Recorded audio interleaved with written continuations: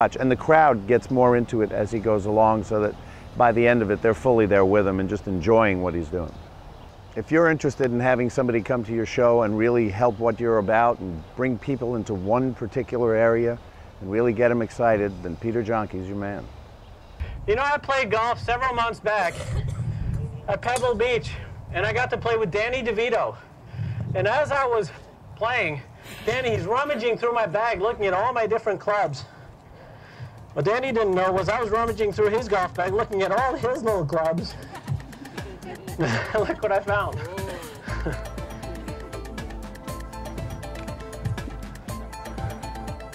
It's a really good club too. When we played out there, and some of you probably have played out there, sometimes it gets really windy, and on that day it was really windy. And as some of you know, the key ingredient to hitting a good golf shot in the wind is to keep your balls low.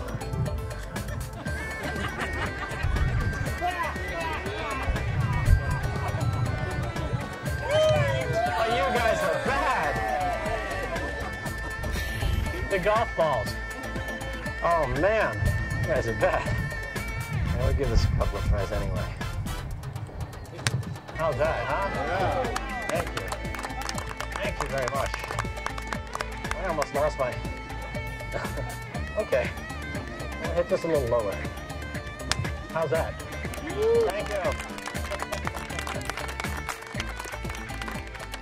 I was playing on tour over in Europe and teaching golf. The combination of the two I guess it brought out the entertainer in me, knowing that I missed a few too many cuts playing on tour, and also being inspired by a lot of my students. That, in conjunction with the fact that I had a bout with cancer back in 1994.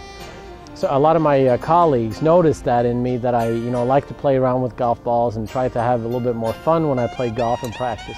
So they kind of egged me on to try to, hey, you should put on a show around golf. A good friend of mine is an entertainer, he's an illusionist, and he had a lot of success. He's really the one that said, Peter, you should make a show around golf. Golf is a happening thing, and it's going to come along, and you can put a show on and do this and that. And I kind of thought first, oh, I can't do that, I'm not an entertainer. But as time went on, and I beat my bout with cancer, which I felt very fortunate, my thinking changed and said, I'm so fortunate to be here. I want other people to have a lot of fun, especially when they're out on the golf course, and I think I can do this. So I started playing around with hitting little high tees, trying to top the ball on purpose, trying to make the ball curve in the air intentionally for a change, instead of trying to hit the perfect straight shot, which everybody does, which we all know is really the hardest shot to hit. So, I noticed that people really enjoyed watching me do this stuff, so I said, hey, maybe I can just be a little bit more creative. And as time went on, I got more and more creative. And then somebody actually asked me, would you come out to our golf outing, and how much do you want to be paid to be there? And I'm like, wow, they're asking me for pay. And so I made up a number. I didn't have a show at the time, but I said, okay, made up a number. They were willing to pay me. I went out there and I made up a show, totally off the cuff, and they loved it. And so the show was born. I made up a couple of other clubs, like this one right here. Well defined by the orange shaft. One of these new high-tech family models. You have to just wind it up. And at the top of your backswing, keep that left arm really straight to make sure that club head stays in place. Okay, what would you like to see? A hook. Okay. No problem. I'm going to hook this one. No problem. How about a lefty fade? That was actually a pretty good shot. I like that. And then, for my next shot, I'm going to hook one.